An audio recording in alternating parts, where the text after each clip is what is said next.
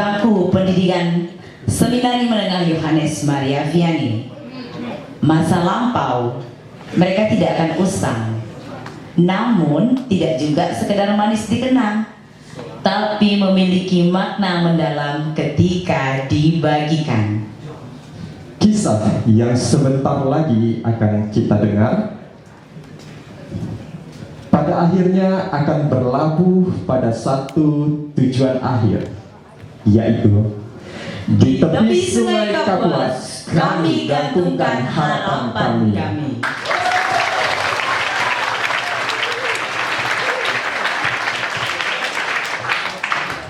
Selamat datang siswa-siswa di Seminari Yohanes Maria Vianney.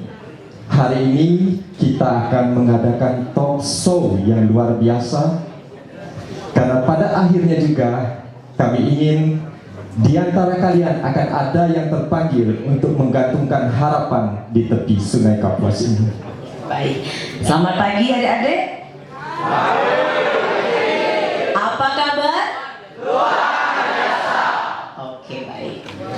Sebelum kita memulai acara talk show ini, kita akan mulai dengan doa pembukaan yang akan disampaikan oleh Pastor Nandus Projo.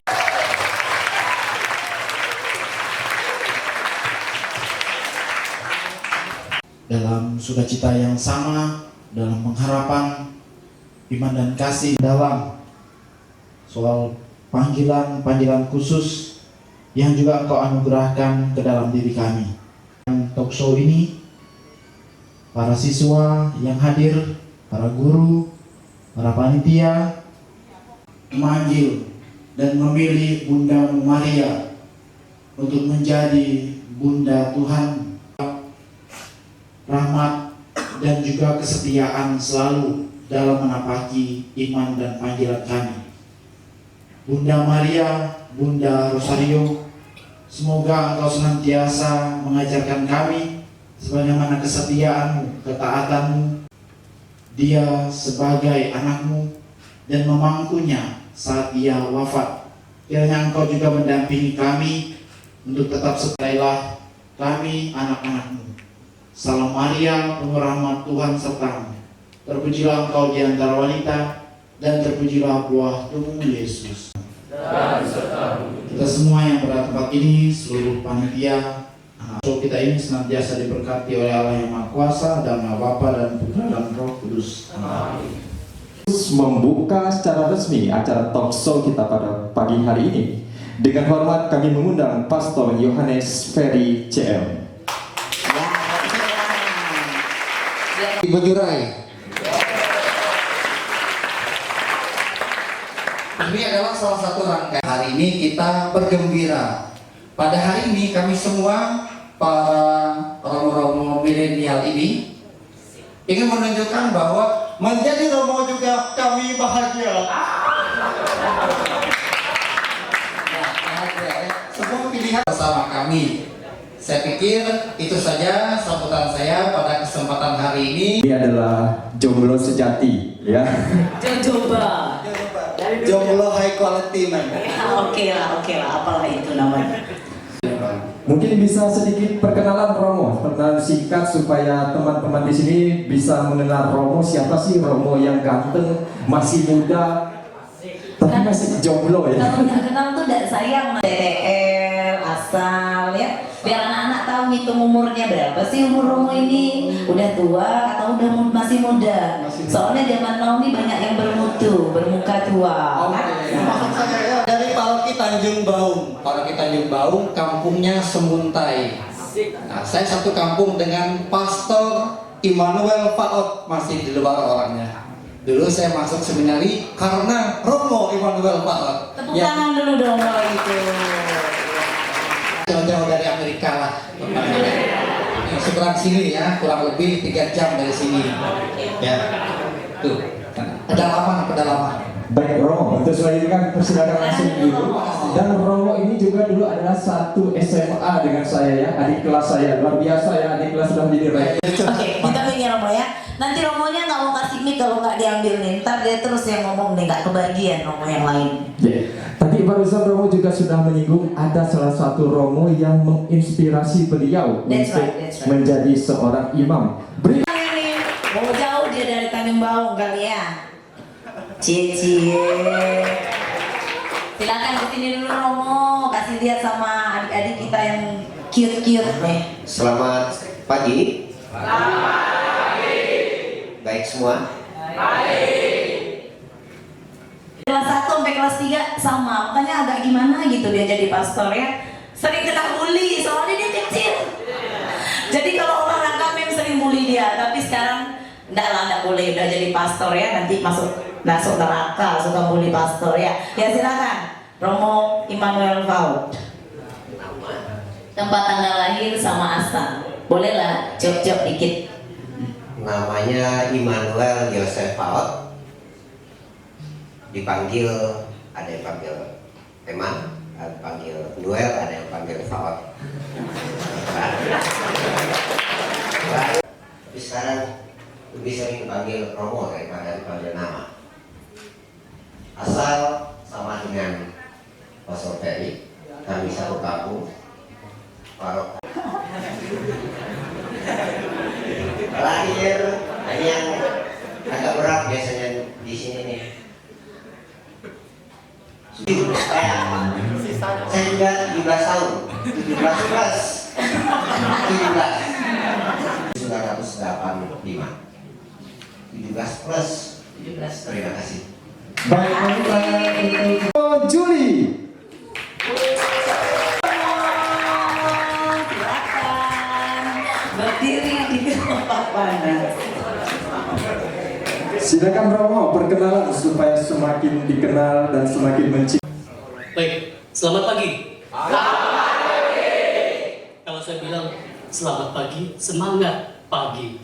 Yes. Gitu. Asik, kayak kita coba ya. Selamat pagi. Selamat pagi.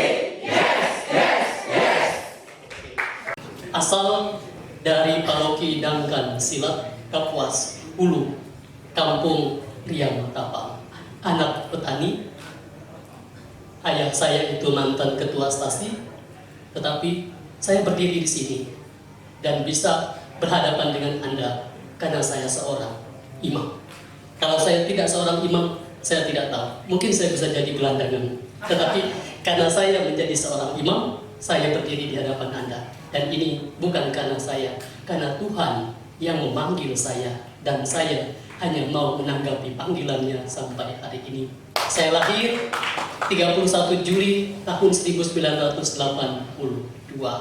Ada sesuatu yang mau saya bagikan karena ini bulan Rosario dan hari ini peringatan wajib Santa Maria Ratu Rosario. Nanti ada kuis dari saya. Terima kasih. Mantap, keren banget.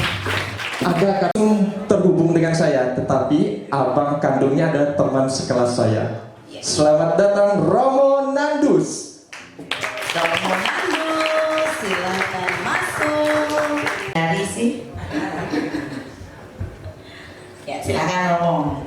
Tadi yang mimpin doa ya. Ya. Selamat pagi.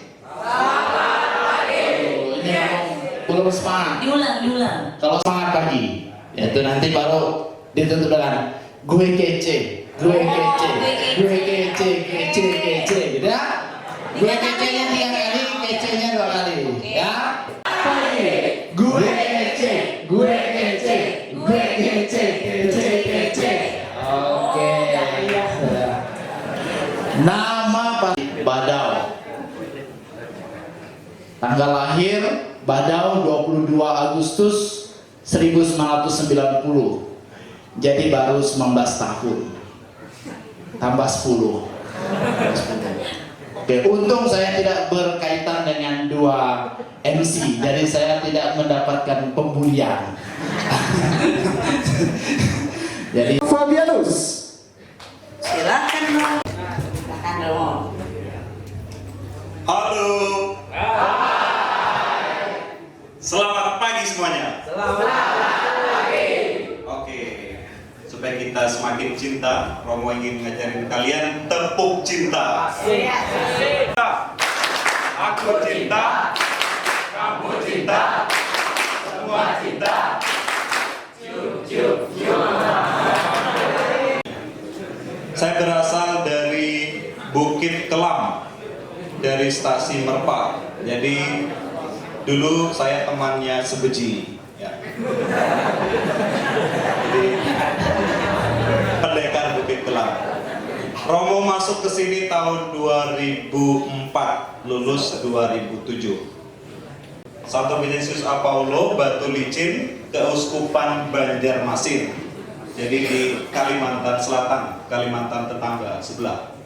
Oke, itu aja. Terima kasih. Makasih Romo.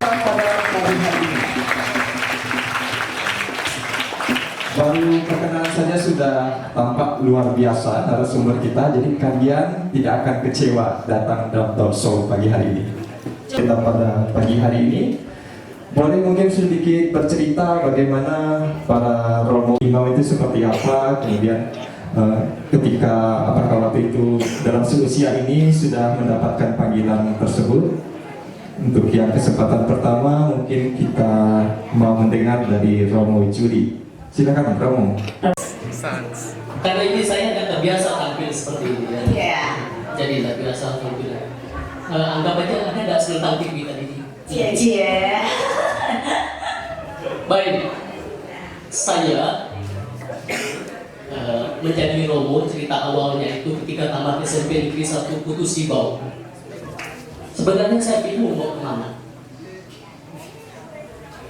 Karena kebingungan itu, saya menemukan sebuah brosur tentang seminari menengah Yumafi ini.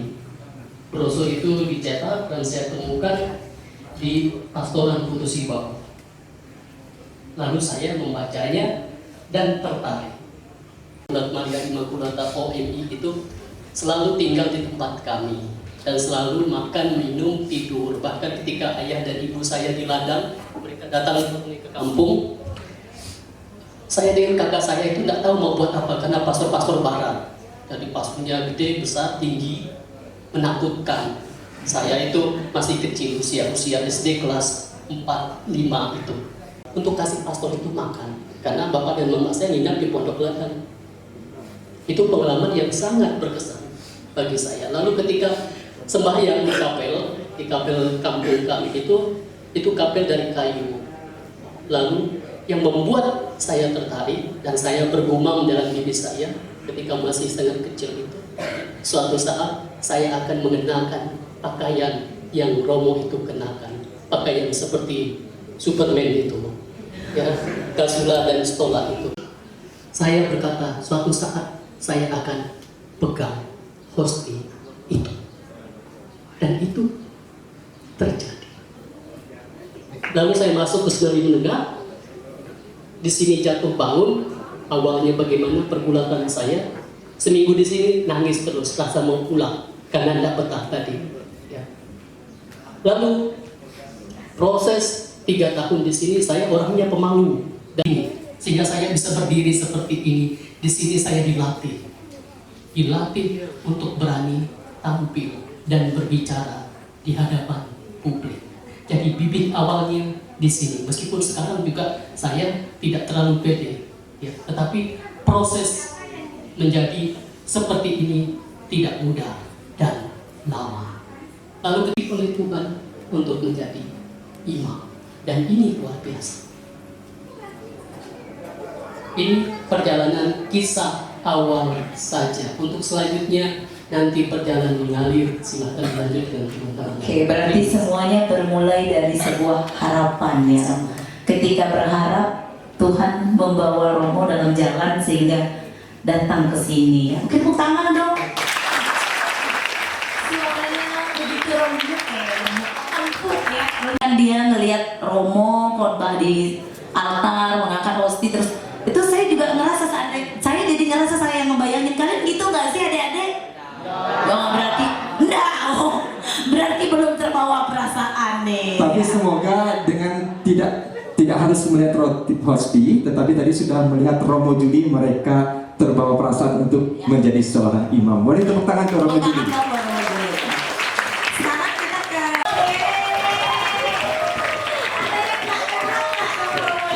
ada yang nggak kenal nggak? Kenal ya?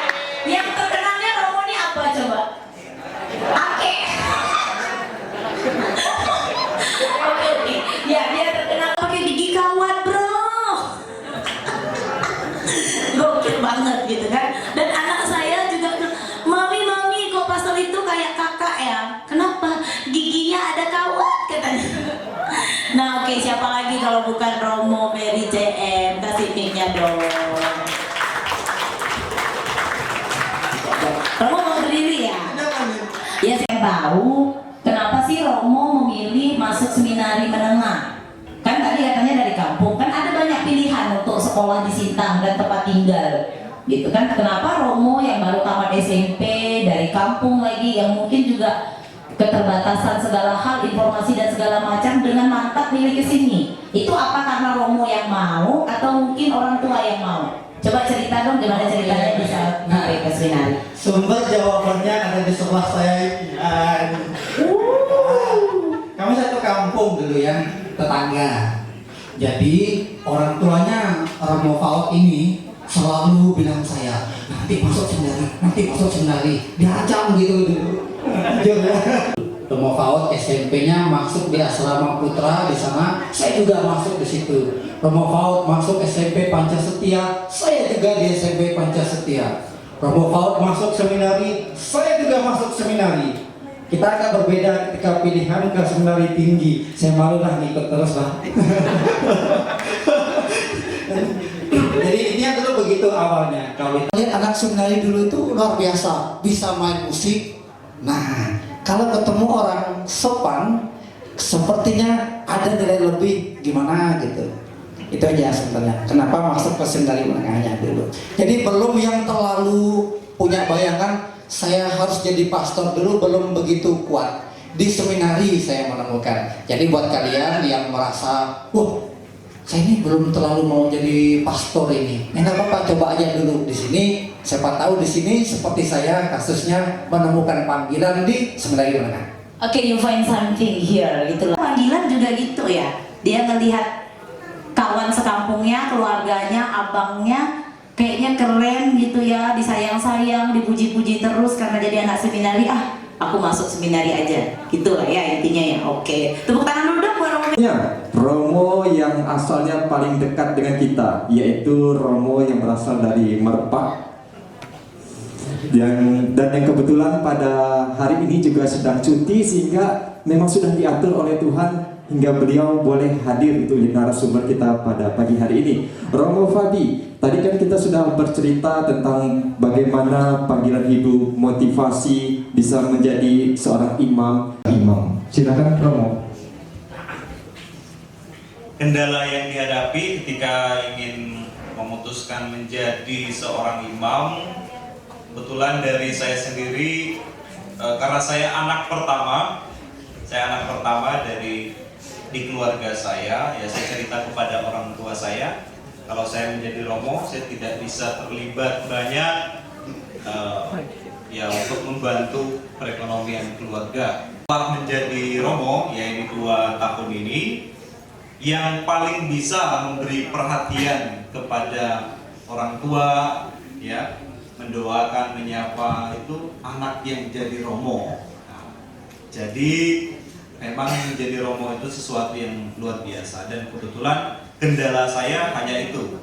Yang lainnya orang tua, keluarga semuanya mendukung. Dari saya bulatan saya karena saya anak pertama itu. Selebihnya nggak ada.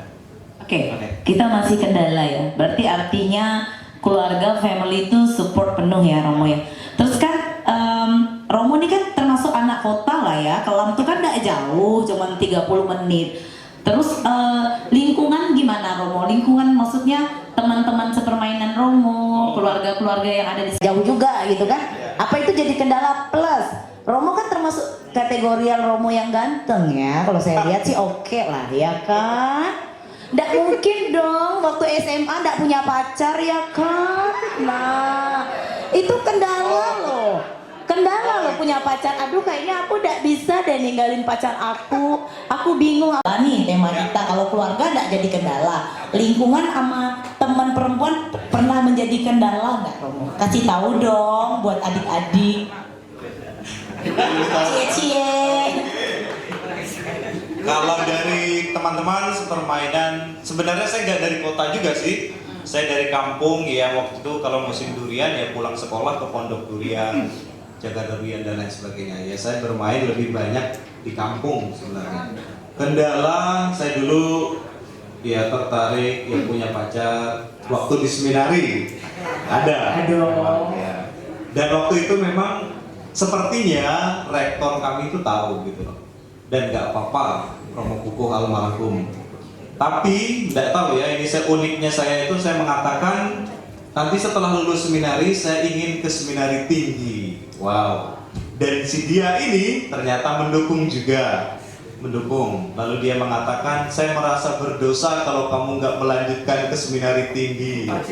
Oh my God, keren banget. Jadi ya memang harus dikatakan sejujur-jujurnya. Dan ya teman-teman harus tahu juga untuk menjadi Romo itu kan harus laki-laki normal ya. Wow. Harus laki-laki normal, gagah perkasa. Seminari, ya. Dan bersyukur juga bisa ketemu teman-teman di Pancastia, terutama teman-teman putri. Gitu. Baik Romo, terima kasih. Kalau kamu mau jadi pastor, kok kamu udah cerita sih? Dan saya merasa benar-benar merasa tidak nyaman sampai hari ini ya, karena apa? Apakah, ini pertanyaannya ya, apakah Pastor Noel memutuskan untuk menjadi seminaris, masuk ke seminaris, kemudian akhirnya menjadi imam, itu ada ndak rasa kayak mau revenge, balas dendam gitu kan? Because I know ya, we are friend ya. Saya nih di kelas, karena badannya kecil, saya nih selalu kena bully. Pokoknya jadi bahan mainan terus sama teman-teman. Ada ndak rasa nanti ya kamu rasa ya aku mau jadi pastor, kalian yang suka ngebully saya termasuk kamu. Kamu akan merasa tidak nyaman dan merasa gimana sama saya karena saya sekarang seorang imam. Pasti beda ya Noel nih. Ada ndak rasa-rasa kayak mau balas dendam gitu sama teman-teman, sama lingkungan yang mungkin dulu waktu kamu kecil selama masa sekolah kayak gimana gitu sama kamu gitu? Ada nggak rasa seperti itu, bahwa saya harus jadi imam untuk membuktikan bahwa saya tuh spesial, bahwa saya tuh something gitu? Baik, terima kasih. Masih semangat? Kembali, kalau pertanyaan ini kembali ke apa ya, awal perjalanan sebenarnya. Tapi terima kasih, pemikiran baru. Saya juga belum pernah mikir seperti itu. Sering ada istilah gini, cinta itu muncul dari mata turun ke hati, dari penglihatan lalu kemudian berproses ya, masuk dalam hati. Saya juga begitu. Awal tidak ingin menjadi pastor, saya ingin menjadi seperti pastor karena pengalaman saya melihat kalau dulu masih kecil itu pastor Lubang. Ketika dia datang selalu membawa kegembiraan, membawa sukacita. Bahkan juga pernah ketika orang tua saya marah dengan saya, sudah bawa kayu, lihat pastor jadi tidak jadi marah. Lalu kemudian masuk SMP Pancastia, asramanya di depan dulu di situ Makam Pahlawan. Dan kemudian memutuskan masuk seminar itu ada beberapa hal yang menarik. Masih belum terpikir untuk menjadi pastor. Olahraga bersama, entah bisa main basket, main voli, kalau dulu takraw. Lalu dalam 1 minggu atau seminggu itu 2 kali pasti mereka akan dulu ada band di atas, jadi kami anak asrama. Kalau malam Kamis, dengan saya malam Kamis, malam Minggu nyerang sini. Cuma hanya lihat. Nah, bagi saya itu sesuatu yang membuat menambah ketertarikan. walaupun benih ya sudah ada sudah mulai ketertarikan itu sudah muncul. Nah, disinilah pengolahan menjadi semakin jelas. Untuk pengalaman-pengalaman dibully dan sebagainya ya, tidak pernah terpikirkan untuk itu menjadi motivasi. Melihat imam yang sungguh menjadi sumber kegembiraan itu yang menjadi semangat saya, walaupun tetap di seminari menjadi ya punya cerita lain gitu. Terima kasih. Makasih Romo. Pasti ada tuh di dalam kelas kita yang seperti itu. Nah, jadi ketika dia menjadi Romo, itu tuh menjadi sebuah surprise yang luar biasa buat kami teman-teman sekelasnya. Kami tidak pernah tahu bahwa Serius, paling pengen sekali pergi ke Badau, pengen tahu, karena ini daerah perbatasan ya Romo ya.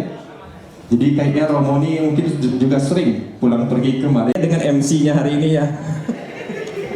Nah, pertanyaannya begini, kalau saya ini Romo Faud, kalau Romo Faud sering dibully teman-teman, kalau saya sering dibully para wanita. Nah, untuk Romo Nandus, pertanyaannya begini, karena Romo ini kan termasuk ganteng lah ya, jadi gimana nih Romo ketika banyak wanita yang Oke, jadi bersabdalah ya Tuhan, hamba mendengar. Saya mulai dari menjadi seorang imam itu satu adalah normal. Nah, jadi ketertarikan akan lawan jenis dan juga gejolak-gejolak. Tetapi bagaimana menyikapinya? Ini yang bagi saya menarik. Terus terang terus. Saya pernah pacaran waktu kelas 3 SMP. Jadi bagi saya menarik sekali. Itu pengalaman saya pacaran pertama dan terakhir. Karena saya waktu seminari Menengah tidak pernah pacaran. Bukan pertama-tama saya takut dengan perempuan atau saya tidak normal, tapi memang tidak begitu kepikiran untuk pacaran. Apakah menyukai wanita waktu seminari Menengah? Ya saya ada suka gitu, tapi hanya sekedar suka itu saja. Karena habis itu olahraga dan tidak ada kepikiran lagi. Nah, sampai saat ini ketika mereka bilang, aduh pastor gitu, banyak saya dengar, tapi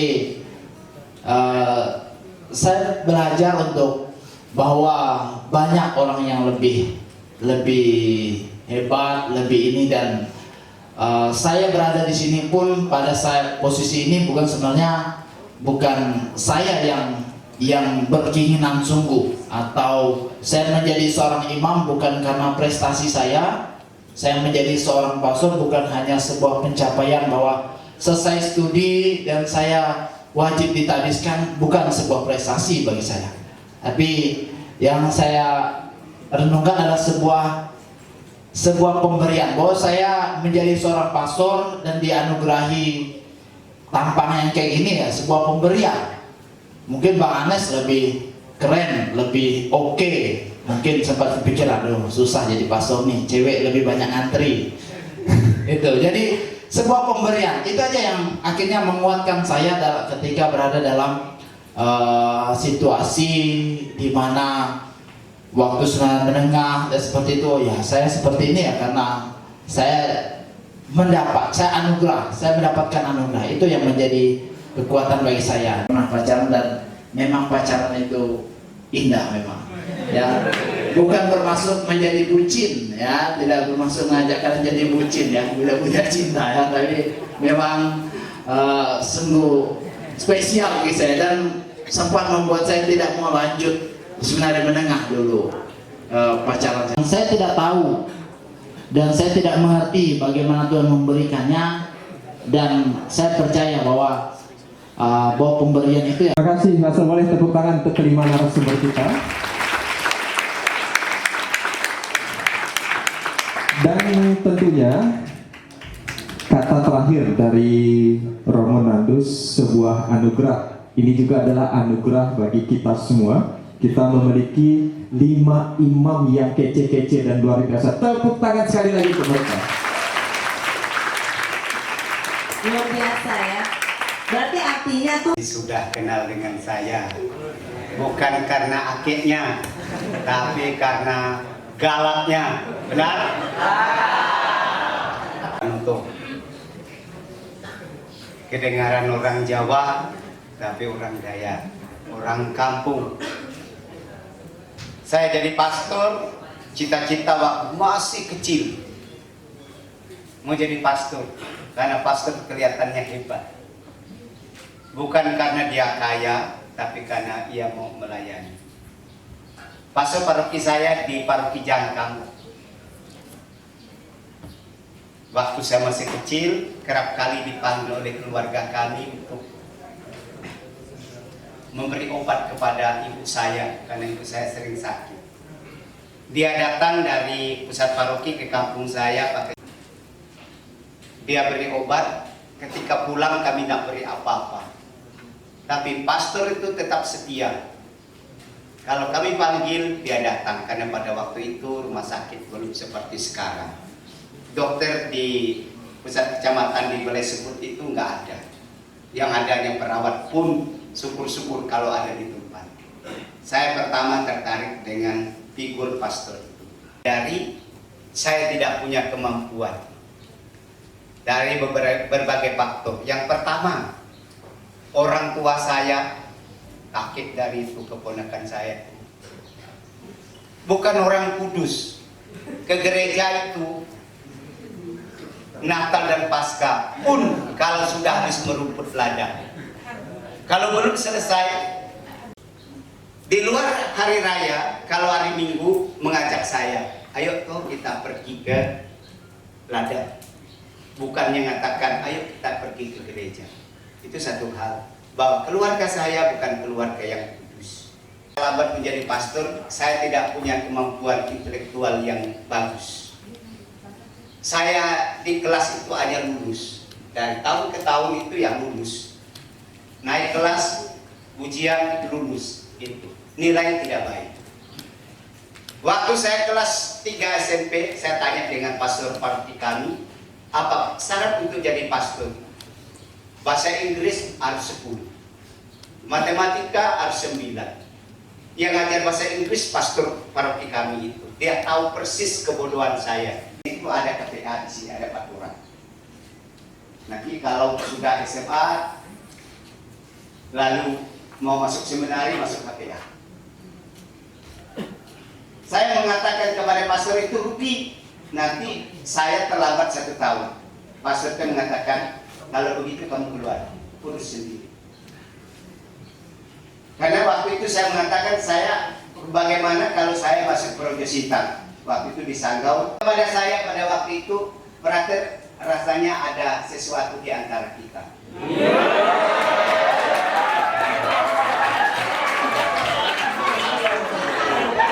Lihat hebatnya saya dibandingkan dengan mereka. Dengar dulu. Dari surat itu saya kasih dengan rektor. Pertama dengan adik kelas. Tahun rohani saya tingkat 5. Semua membuat hati saya semakin takut. Saya kasih dengan rektor. Pastor, ini surat. Baca dulu, nanti komentar. Saya kasih surat dengan dia, surat dari JP itu. Dia mengatakan, itu mau dengan kamu ya, katanya. Nanti ku lapor ke beritahu ya, katanya. Tinju nanti pasti. Mungkin susah payah juga dia beli kue itu diantar ke seminari. Saya kadang-kadang tidak mau makan kue itu, takut. Keluarga saya tidak bisa marah seperti sekarang ini. Jadi pastor, tugas di paroki katedral. Kalau masalah saya marah. 3 kali saya marah satu misa itu kan. Ayo lihat. Maka kalian jadi pastor.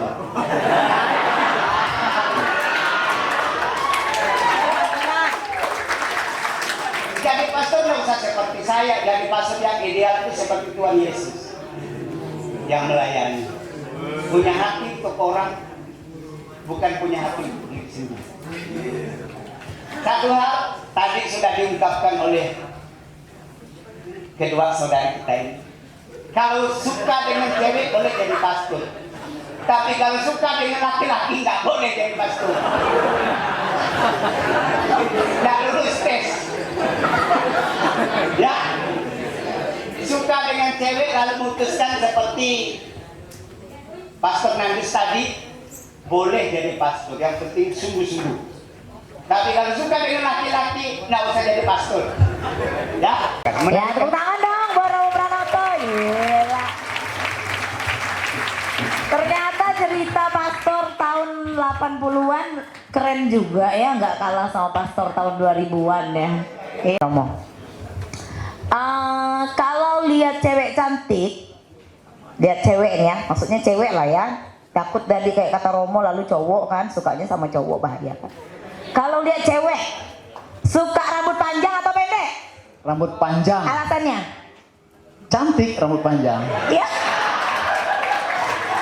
Lebih menarik. Jawabnya cepat ya Romo. Pertanyaannya singkat, jelas, padat. Pengen dibully atau membuli? Membuli. Siap-siap ya. Seru ya? Udah asik ya? Kalau dibully itu kan kita jadi apa ya? Kita hanya terima. Tapi sebenarnya dibully dan membuli itu sama-sama satu pasang sih sebenarnya. Oke, terima kasih Romo. Silakan. Gigi gawat. Oke, Romo. Sekarang saya mau nanya hal yang paling banyak dilakukan anak-anak. Ya, jawabnya cepat ya. Suka main HP atau baca buku? Baca buku. Bohong. Buktinya kalau saya buka WA statusnya online terus. Nah. Maksudnya online sambil baca buku. Oh. Kan di situ. Oke, kasih alasan dong kenapa suka baca buku daripada main HP? Karena dengan buku kita bisa imajinasi. Kalau HP hanya tampilan-tampilan aja kurang menantang. Saya suka yang menantang. Oh.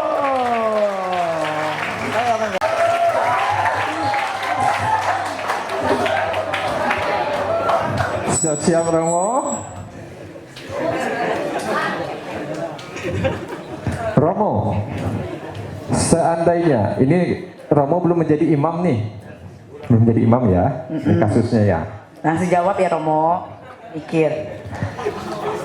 Ada cewek cantik, kaya lagi, pokok ideal lah sesuai yang dimau Romo Pranoto, datang melamar Romo, diterima atau tidak?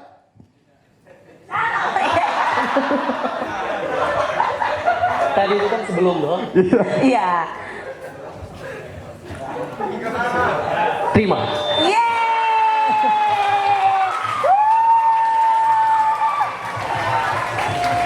Alasannya Mo? Karena belum jadi Romo tadi. Siap. Boleh ya, jadi boleh jadi bahan pertimbangan. Cantik, kaya, pokoknya semuanya ada padanya lah Bang Andes ya. Boleh. Sekolah. Yang sulit ya. Enggak. Waktu sekolah. Pernah nyontek atau enggak? Enggak. Masih. Enggak pernah nyontek ya? Enggak. Oke. Alasannya? Enggak pernah ketahuan enggak? Enggak. Waktu di seminari ya. Karena kan kalau ketahuan nyontek dikeluarkan. Wih, sadis. Berat juga ya jadi anak seminari ya. Ya, jadi nilai rendah nggak apa-apa, yang penting nggak nyontek. Oh, Asia ini yang enak nih.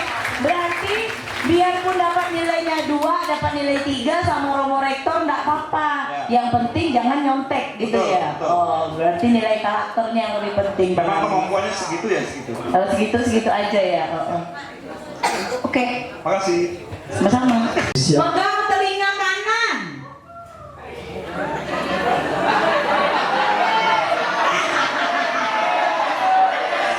Pegang telinga kiri. Nggak usah mikir, langsung aja. Oke, enggak, oke dah, dulu turunkan.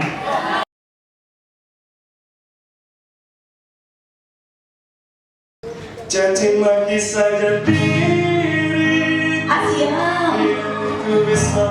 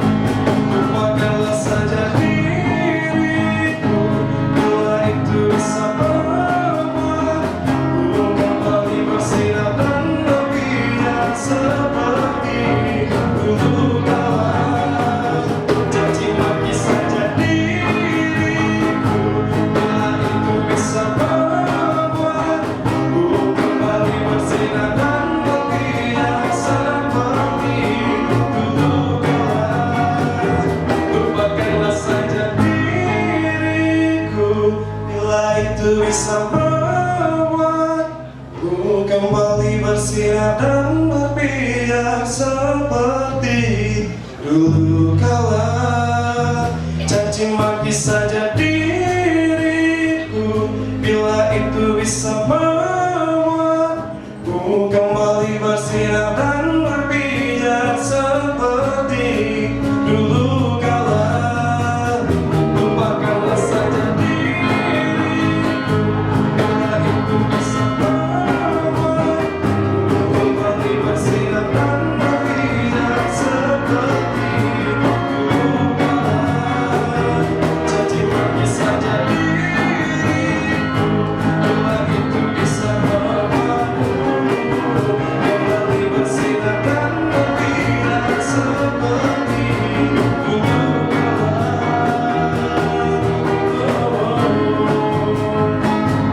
Kau pun menangis sedih.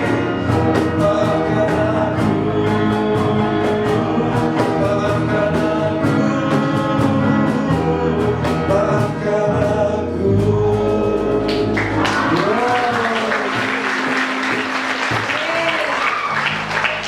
Luar biasa yang antara dari Seminari Yomafi.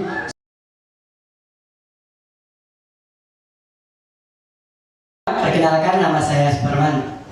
Saya berasal dari SMA Negeri 2 Sintang.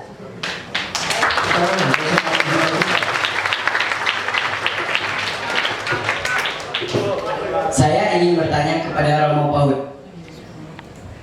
Mengapa orang yang sudah ditabiskan tidak boleh mempunyai suami atau istri?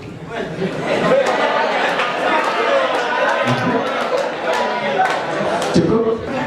Sebagai mau jawaban yang serius atau jawaban yang gimana? Di kelas berapa dulu coba? Jawaban yang serius tapi mudah dipahami. Oh, anak zaman now. Baik, terima kasih. Menjadi imam ditabiskan memerlukan keseriusan supaya bisa melayani. Alasan pastoral adalah supaya bisa melayani umat dengan sungguh-sungguh, sehingga kamu tidak punya beban untuk ingat istrimu, ingat anakmu ketika melayani. Itu sederhananya seperti itu. Alasan yang lebih serius menjadi imam adalah memberikan diri kepada Tuhan sepenuhnya, dan itu diungkapkan dalam pelayanan, dan itu menjadi alasan sehingga kemudian gereja memutuskan, karena begitu imam-imam yang ditabiskan tidak menikah, pemberian diri secara penuh kepada Tuhan. Dalam lebih lanjut nanti dalam ada kaum kemurnian, ketaatan. Ya. Nama saya Nata dan SMA Negeri 1 Sintang. SMA Negeri 1 Sintang. Saya mau bertanya kepada Romo Nandu. Satu hal dalam motivasi diri Romo yang sebelum Romo ditabiskan itu memilih untuk jadi imam kau. Terima kasih. Oke, terima kasih Bapak Ibu. Kita lanjut ke pertanyaan yang memutuskan untuk jadi imam. Nah, akhirnya ditabis, yes, saya mau jadi imam gitu. Kayak kalau saya dilamar, ya saya mau nikah sama kamu gitu. Nah ini kamu, yes, Yesus, saya jadi pelayan kamu seumur hidup. Apa coba? Terima kasih kepada yang dari SMA 1. Siapa namanya? Hatta ya? Kata. Nata. Oh, Nata. Terima kasih Nata ya pertanyaannya. Soal motivasi, banyak yang saya rasakan, banyak sekali kemudian. Saya pertama kali masuk seminari itu tidak tahu ini tempat untuk pendidikan calon imam. Maklum, saya dari perbatasan, jadi tidak tahu informasi. Kalau dulu ke Badau itu 2 hari perjalanan. Sekarang kalau saya tugas di Merakai, saya bisa bolak-balik Merakai Badau. Bukan berarti saya harus pulang kampung terus ya. Tapi karena dulu jauh perjalanan, akhirnya informasi pun tidak ada. Saya hanya tahu dulu Pastor Yosef Dosi, pastor paroki kami, pokok anak-anak SMP yang mau sekolah ke Sintang dia antar. Rupanya antarnya ke seminari rupanya. Tidak tahu. Dulu tahunya sekolah di Panjastia. Ya termasuk abang saya dan juga sepupu saya yang lainnya. Tuh. Jadi saya masuk seminari tidak ada pikiran mau menjadi pastor. Pokoknya disuruh ke seminari waktu itu oleh Pastor Aji. Dan saya masuk, udahlah. Tapi tidak terbesit sedikit pun hanya mau menjadi pastor. Dulu hanya tertarik saya menjadi misioner tuh karena lihat Pastor Cium Kasula, Cium Stola, Cium, Pastor Yosef itu cium dan tertarik sekali. Waktu misioner curi-curi mau cium juga. Iya, cuma tidak ada juga rasanya. Nah itu jadi tertarik awal itu seperti itu. Tapi mau menjadi pastor tidak ada. Ketika mendatang ke seminari, saya sendirian berangkat dari Badau, datang ke seminari 2 hari perjalanan, tidak pernah ke Sintang. Saya hanya dijemput di Sungai Durian oleh abang saya, dan di sini diantar pakai motor ojek dari Sungai Durian. Masuk seminari kok menyeramkan. Ini gelap, ya sekarang masih enak, terang. Ya lihat ini. Tidak tahu di samping itu rupanya kumpulan kuburan semua. Jadi ya tidak tahu sebenarnya. Taunya sebenarnya apa dulu abang saya sekolah tes terakhir harus ke kuburan itu saja. Jadi saya harus siap batin juga masuk kuburan. Jadi tidak ada terpikirkan. Jika motivasi pertama muncul itu di seminari kelas 1. Saya sering dibawa tunai oleh almarhum Romo Kukuh ke Simba, ke Dak Jaya. Jaya tunai lihat ini kok umat tuh rasanya gembira. Saya kalau lihat Pastor Kukuh datang, lihat anak seminari dulu pakai mobil pickup itu datang, kami biasa dipanggil sapi. Ya dan biasa lah, dia dipanggil sapi kalau pakai mobil pickup. Jadi senang sekali melihat dan muncul. Itu pertama kali motivasi saya. Sebelum setelah sekian lama saya tertarik karena mencium stola dan saya lihat umat. Yaitu ketika saya memutuskan kelas 3, saya memutuskan untuk saya ingin melayani Keuskupan Sintang karena banyak sekali orang-orang yang membutuhkan dan banyak stasi, banyak paroki, itu yang saya tahu. Dan ketika dalam turne pun melihat menjumpai mereka, itu motivasi dulu. Yang ketiga, ketika saya masuk seminari tinggi, saya menemukan akhirnya motivasi menjadi seorang pastor bukan pertama-tama menjawab kebutuhan umat, tetapi saya berterima kasih karena saya telah diberikan anugerah kehidupan dan saya ungkapkan rasa terima kasih saya dengan mau menjadi pastor. Oleh karena itu, ketika saya mau tabisan, saya memilih dari 2 Korintus 5 ayat 24. Ia yang memanggil kamu setia, ia pula yang akan menggenapinya.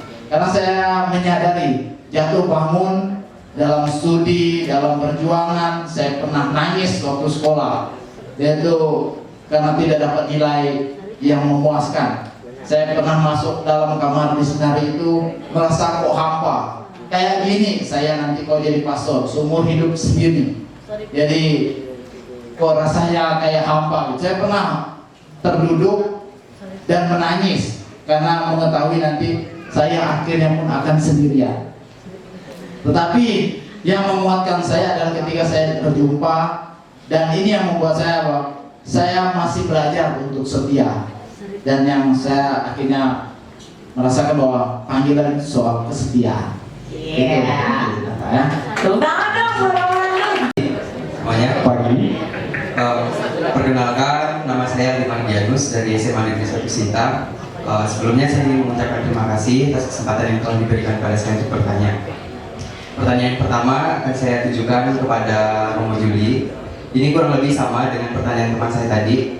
Apa yang membuat Romo tetap bertahan dalam pendirian Romo sampai saat ini Romo menjadi seorang pastor? Kemudian lalu alumni angkatan kelima seminar ini. Abang kelas saya, kita terbuka saja. Ada 2 orang menjadi Romo, tapi mereka setelah ditabiskan mundur. Dan itulah uniknya panggilan. Lalu saya dengan Romo Leo dari 16 orang sisa kami berdua. Dan saya tidak mau dibilang sisa, dan saya berani mengatakan kamilah yang terbaik.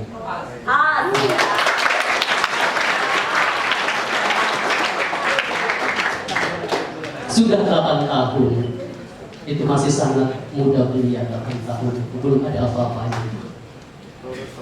Saya hanya mau mengatakan satu hal, tanpa imam, umat murtad. Tanpa umat, imam melarat. Coba kalau tidak ada imam, kemana umat mau mengaku dosa? Kalau mau menerima sakramen Ekaristi, kemana? Tanpa imam tidak bisa. Maka imam yang mempersembahkan. Dan kata-kata Ekaristi itu sungguh sangat mengena. Ketika terimalah, inilah tubuhku. Imam itu tidak mengatakan terimalah, ini tubuh Yesus, tetapi dia mengatakan inilah tubuhku. Jadi betapa berharganya imam.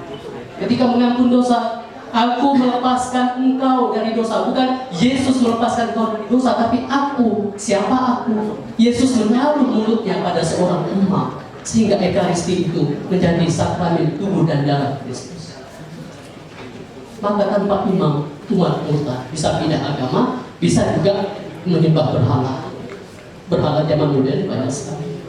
Lalu tanpa umat, imam melarat. Karena menjadi imam itu tidak pernah miskin. Banyak umat yang peduli, banyak umat yang memberi perhatian. Para seminaris di sini tidak pernah yang namanya kelaparan. Karena ada orang yang peduli. Kita sudah tipis-tipis di sini, misalnya Romo Peri mengeluh, kita sudah tipis. Datang banyak bantuan. Dan itu yang patut disyukuri. Maka 8 tahun ini bagi saya sungguh merupakan berkat, dan saya merasa bahwa menjadi imam itu adalah segala-galanya. Itu dari tanpa imam, umat murtad, dan tanpa umat, imam melarat. Maka saya sampai 8 tahun ini tidak pernah berpikir untuk mundur, tetap setia. Maka moto saya itu sama dari Timotius. Ia menganggap aku setia dan mempercayakan pelayanan ini kepada aku. Oh, so sweet. Yang kedua untuk Pastor Ferry. Pertanyaan saya, kan sebelum sah menjadi seorang pastor, banyak sekali lika-liku kehidupan yang dilewati, khususnya di seminari tinggi sendiri. Kemudian kebahagiaan seperti apa yang Romo rasakan dan Romo ungkapkan dalam hal seperti apa saja? Terima kasih. Terus kebahagiaan apa yang paling Romo rasakan menjadi imam itu? Apa sih kebahagiaannya? Itulah. Ada dua. Pertanyaannya bagus ya. Nah, kalau ditanya tentang lika-liku panggilan yang paling berat, agak susah untuk menceritakan. Tapi begini, saya lahir dari keluarga yang sangat sederhana. Bapak mama saya petani biasa, tukang toleh karet. Jadi saya bertumbuh sejak kecil itu dengan berjuang. Jadi kalau mau makan harus berjuang. Begitulah kira-kira filosofi keluarga. Saya ingat sebelum SD saya sudah berangkat subuh-subuh hanya untuk menoreh, bukan untuk menjual cerita hidup ya. Tapi saya ingin berbagi apa kemudian yang mendorong saya untuk maju dalam panggilan.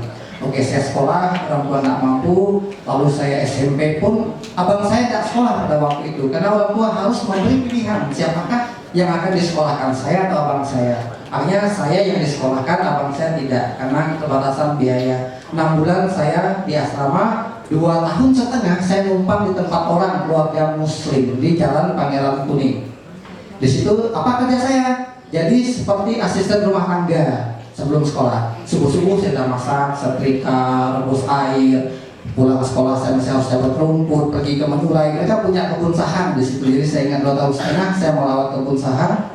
Juga setiap hari pekerjaan saya itu adalah cari tempurung kelapa untuk merebus air. Dulu ada di pasar tuh banyak parutan kelapa. Jadi saya ingat setiap hari bolak-balik. Sejak kecil saya sudah belajar bahwa pendidikan itu penting dan sangat sulit. Dalam perjalanan kemudian di seminari tinggi juga saya semakin merasakan bahwa ya pendidikan itu sangat penting. Lalu saya ditempa dengan berbagai pengalaman itu. Nah, tadi menjawab apa sih kebahagiaan buat saya. Kemudian setelah saya bertumbuh semakin besar, saya bahagia ketika saya bisa membantu orang untuk tidak mengalami pengalaman yang sama seperti saya. Setidaknya memberi mereka pengharapan bahwa di saat-saat sulit tadi lika-liku hidup, orang selalu punya pilihan nyerah atau dia maju. Yuk kita pilih untuk maju. Itu kenapa saya walaupun saya memilih CM itu komunikasi misi, para seminaris tentu tahu. Tetapi saya selalu bilang ke pimpinan dulu, saya ingin kembali ke Kalimantan, tempat di mana saya berasal. Puji Tuhan, 3 tahun kehabisan saya bekerja di Keuskupan Sintang. Nah, saya mungkin tidak menjawab apa lika-liku yang terberat ya. Tapi saya ingin cerita ini. Dulu di seminari ini saya juga saksi pembangunan seminari ini ya. Saya juga dulu pernah menangis di tepi Sungai Kapuas. Itu kenapa saya begitu obses dengan di tepi Sungai Kapuas, mandi di sana dan lain sebagainya. Jadi saya tidak pernah menyangka kemudian saya menjadi romo lalu saya kembali ke tempat ini. Nah, saya merasa saya punya istilah bahasa Inggrisnya yang memang platform untuk bercerita kepada orang-orang ada pilihan hidup lain di mana kita bisa mendorong orang-orang kita ini. Benar kata Romo Juli tadi ya, imam buat saya jadi pastor ini juga adalah jadi pembaharu dalam beberapa hal. Tadi Romo Juli menyinggung kalau tanpa Romo imamnya murtad. Nah, murtad itu juga ada banyak hal soal iman, soal orang tidak punya akses pendidikan dan lain sebagainya. Terlalu panjang, minta maaf, dan buat saya itulah kebahagiaan.